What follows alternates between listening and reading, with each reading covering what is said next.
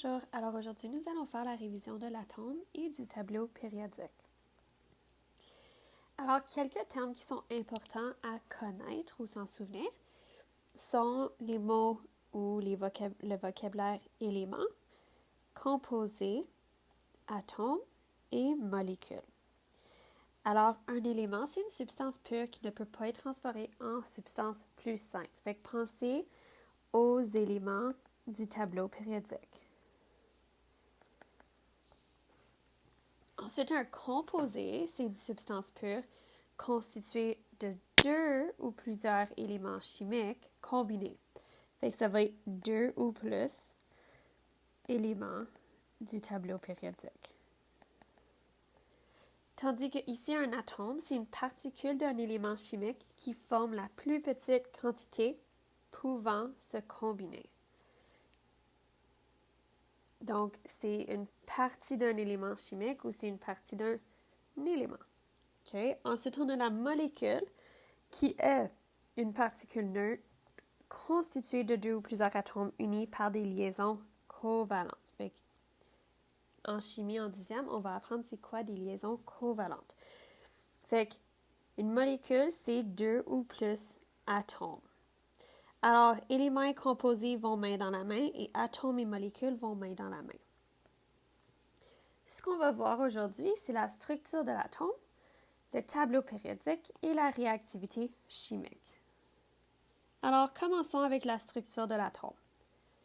L'atome et sa structure sont à la base de l'étude de la chimie. Sans l'atome, sans la structure de l'atome, on n'aurait pas de chimie. Ça, c'est le but de la chimie, c'est de comprendre les atomes et comprendre la structure de plusieurs atomes.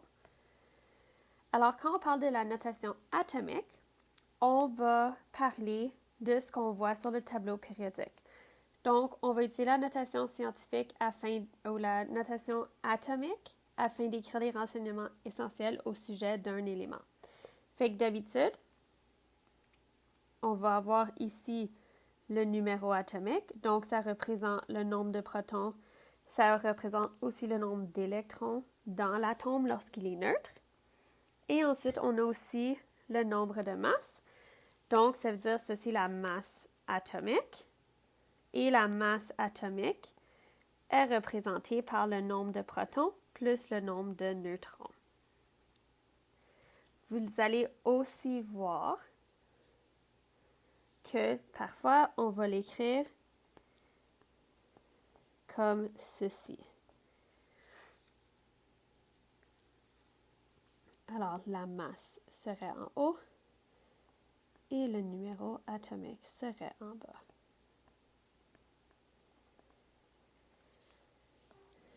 Ensuite, on a le diagramme de Bohr-Rutherford. Fait que c'est un modèle qu'on nomme planétaire, puis il illustre que les électrons orbitent autour du noyau, puis que le noyau, qui est ici, contient des protons et des neutrons. Fait que le nombre maximal sur la première couche, fait que ça c'est la couche numéro 1, on peut juste avoir 2 électrons, tandis que les autres couches vont être 8 électrons comme maximum. Fait que si on atteint un maximum, ben là on doit avancer. Donc ici, si on regarde, puis si on regardait le tableau périodique, on verrait que l'atome dessiné utilisant le diagramme de Bohr-Rutherford est le magnésium, parce que le magnésium a 12 protons et 12 neutrons. Lorsqu'on parle du diagramme de Lewis, c'est le modèle d'atome où seulement les électrons de la dernière couche atomique sont illustrés. Donc, ça veut dire que c'est la couche de valence. C'est les électrons sur la couche de valence. Alors, le chlore a 7 électrons de valence. Donc, on a mis 7 points autour du symbole de chlore. Si on faisait, par exemple, le lithium, ben, le lithium a 1 électron de valence. Donc, on représenterait le diagramme de Lewis comme suivant. Maintenant, on va parler du tableau périodique. Fait que le tableau a été conçu par Mendeleïev et c'est un outil pratique qui va nous permettre de prédire certaines tendances chez les éléments. Fait que le tableau indique aussi comment un élément se comporte lors d'une réaction chimique. Fait qu'ici, on va voir qu'il y a 7 rangées. Fait qu'ici, on a nos 7 rangées. et on a 18 colonnes. Donc, les rangées, on va les nommer des périodes et les colonnes, on va les nommer des groupes. Il y a 3 grandes familles d'éléments. On a les métaux, les non-métaux et les métalloïdes. Ici, on a un escalier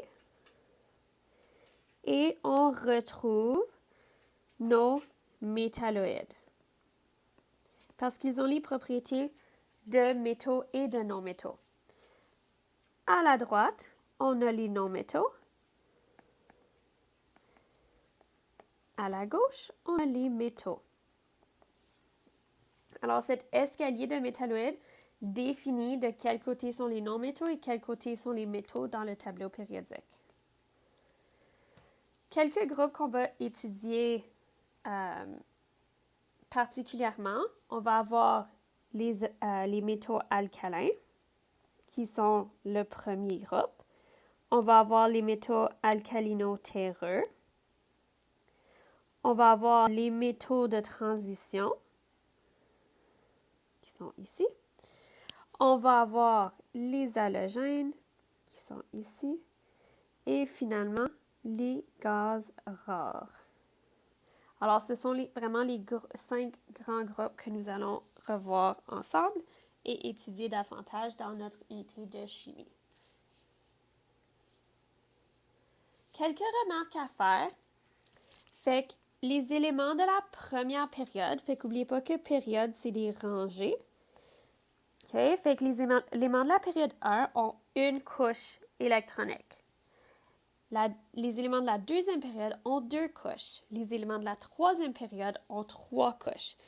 Fait qu'on voit que, comme disons, si on avait 4, ben, il y aurait 4 couches, etc. Maintenant, quand on regarde les groupes, au lieu des périodes, on voit que dans le groupe 1, ça veut dire qu'il y a 1 électron de valence. Groupe 2 a 2 électrons de valence et groupe 3 a 3 électrons de valence. Puis ça continue comme ça. Donc, les éléments cherchent toujours à compléter leur dernière couche. Donc, ils veulent compléter la couche de valence. Donc, ils vont soit donner un ou plusieurs électrons ou ils vont gagner, donc prendre un ou plusieurs électrons. Alors, cette qualité, donc le fait que les atomes veulent être, ou les éléments veulent être stables et veulent avoir des couches pleines, c'est ce qui va nous mener à la réactivité chimique. Donc, la réactivité chimique va dépendre des électrons de valence. Donc, le nombre d'électrons de valence va prévoir la formation des composés, va nous permettre de nommer les composés, puis va aussi nous permettre d'écrire les formules chimiques. Donc, si un élément perd, gagne ou partage des électrons, ça va créer un changement énergétique, puis c'est ça qui va faire qu'il va y avoir une réaction. Donc, un ion, c'est un atome ou un groupe d'atomes qui ont une charge électrique, puis on peut avoir des charges électriques positives ou des charges électriques négatives. Alors, premièrement, on a les cations. Fait que quand on a un ion qui est chargé positivement, on le nomme un cation. Les métaux vont être les cations parce qu'ils vont perdre un ou plusieurs électrons. Fait que par exemple, ici, on a le sodium. Le sodium a un électron de valence sur sa dernière couche. Il veut se débarrasser de son électron pour maintenant être stable et donc avoir une couche de valence pleine. En perdant un électron, fait en allant de 11 électrons à 10 électrons, ça veut dire que maintenant la charge est plus 1 parce qu'il a perdu un électron. Alors, ça veut dire que c'est un cation.